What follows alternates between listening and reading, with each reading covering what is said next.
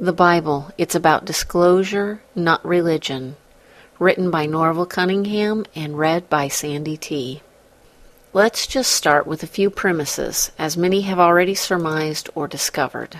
Number 1, that the ETs are the angels and fallen angels spoken of in the Bibles.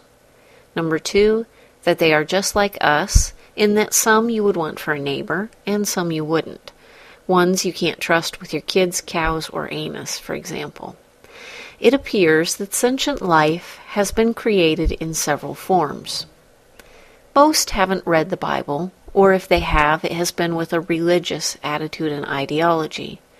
There are about 20, with 66 to 84 books in them, different English translations on my shelf, and I have read them all cover to cover.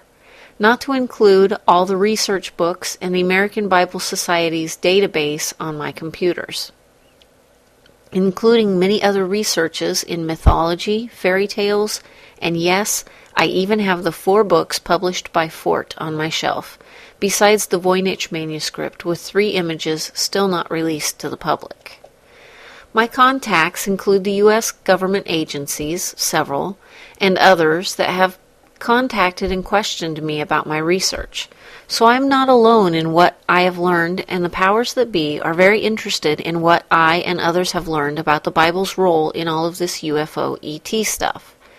The powers that be do not want you to know that they got caught dancing with the devil, so to speak. Not just the government of the USA, but most of the big governments of the world are now aware of this problem. The ETs they have been befriending are the fallen bad angels, kicked out of the heavens and thrown down to the earth by those good angels because they simply didn't want them for neighbors anymore. So, about those ETs here among us and below in the underground bases, etc., guess who came to dinner? For the past 7 years, I have had a research partner, Gail, who is just as convinced as I am about these understandings of what the Bible is really all about. From what I see of the disclosure movement, it has taken a turn to reveal weapons aboard these captured craft. A new development. Also, that some are now talking about a catastrophic event in our solar system, one that left destroyed structures all over the system.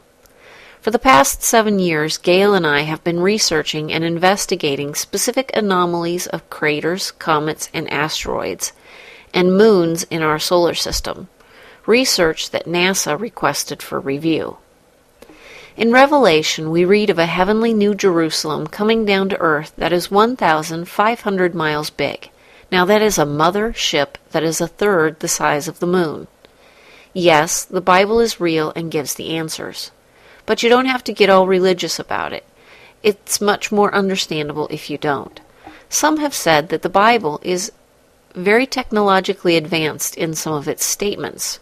From these questions and reading at 2 Esdras chapter 4, you will know that we are now responsible for our technological advancement to understand and answer the questions presented because we can now answer them. By the way, that book, 2 Esdras, of the original King James Bible, was taken out of the Bibles here in the USA, the most technologically advanced country of the time in the 1850s. And no wonder why. In a moment, I will be back with part 2 of this presentation.